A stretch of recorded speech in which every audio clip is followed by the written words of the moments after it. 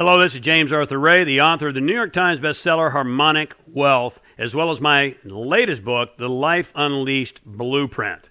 How to live life on your own terms, harness your unique genius, and have maximum impact on the world. Now, this is number 2 in a series that we started in our last session. If you haven't seen the last session, go back and catch up because these unfold together. This is number 2.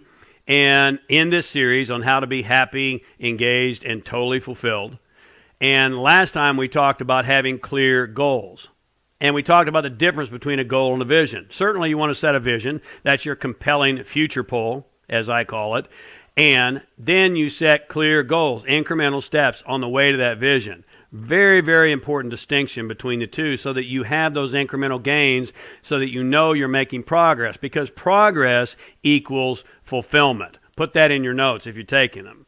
Progress equals fulfillment.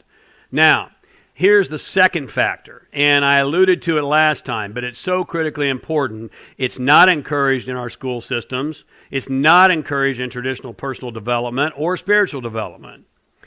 You must set a goal that you have the ability to achieve. You say, well, why is that not encouraged, James? Well, because Howard Gardner's work from Harvard University states that, basically, and check your own experience on this, that basically in our traditional school system, we are encouraged to develop math skills and literary skills. And according to Gardner, if you don't want to be a math or English professor in college, you're kind of on your own with our traditional school system. Now let's flip over to personal development. So many individuals in personal development are telling you can have anything you want. And maybe in spiritual development as well. Is that true? I don't know. Check your own experience. But you know what? Here's what I know. I am never going to fly like Michael Jordan flew. I don't have the ability. I would really love to slam dunk like Michael Jordan and fly from half court, mid court, all the way to the basket. But that's just not going to happen. Not in this body, not in this lifetime. And that's just one simple example. Because all of us have innate abilities. We have unique skills. Again, flashing back to Howard Gardner's work from Harvard, he says there are 9 areas of genius. And you got to find that. I call that beginning at the beginning. In my personal coaching that I do, one-on-one as well as in group, I always begin at the beginning. You say, well, James, don't you always begin at the beginning? What does that mean? No, we don't. Because the whole mentality of you can have whatever you want says you can be Michael Jordan. All right.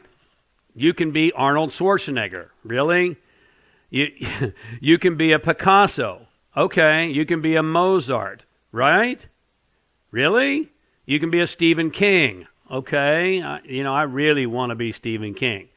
But the reality is that's a specific skill set. It's an innate ability. Certainly it has to be developed. And Anders Ericsson's work proves that, is that talent is not enough. There are others who have proven from Ivy League schools that talent is not enough. Bloom's work, in studying geniuses, prove that talent is not enough. It has to be developed. There has to be a hard work ethic involved. And we'll talk more about that later in the series. But you have to set a goal that is in alignment with your ability. And this is so critically important. I hope you're getting this. Because consistently what I find is individuals who say, well, I'm going to be an internet marketer. And then you say, why? Well, because so-and-so made millions of dollars marketing on the internet. Well, how many people haven't? And do you think so-and-so had certain abilities and capabilities that he or she developed to be able to achieve that? I'm going to be a professional speaker and a best-selling author. Really? Why? Well, I think it sounds exciting. Okay.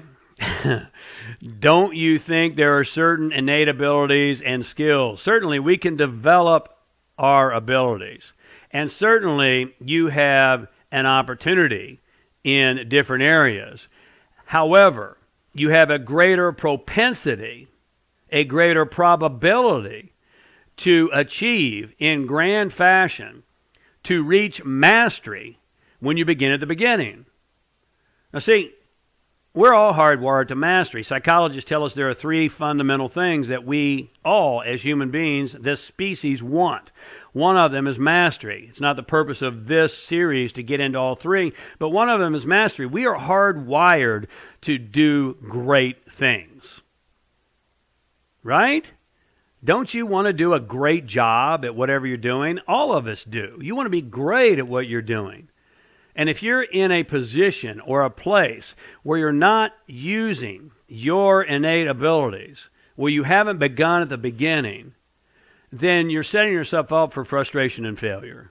You might just get by, but you will never develop mastery. Do you follow me? And so, number one, you got to set clear goals. Number two, those goals need to be in alignment with your ability to achieve them. Not easily. Not easily. We'll talk more about that, a little bit later. Because life is not meant to be easy. It's meant to be meaningful. In fact, I'll just tell you this now. I'm getting ahead of myself, but I do that. And, maybe you need to hear this. If you are not facing challenges right now, go find one. Because if it doesn't challenge you, it won't change you. If it doesn't challenge you, it won't engage you. And you will never, ever, ever be happy. Don't wish for an easier life. Don't wish for more leisure. That's not where we're happy. We're happy when we are pushing the boundaries of our own capabilities, which presupposes that you have to know what your capabilities are.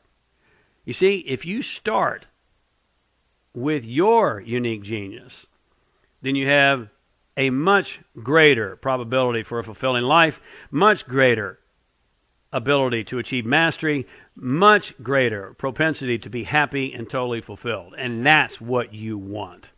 That's really what you want. So I hope I've given you some things to think about. We're going to continue on with this series. I'll give you some more of the factors a little bit later on. And until we speak again, stay awake, love life, and be epic.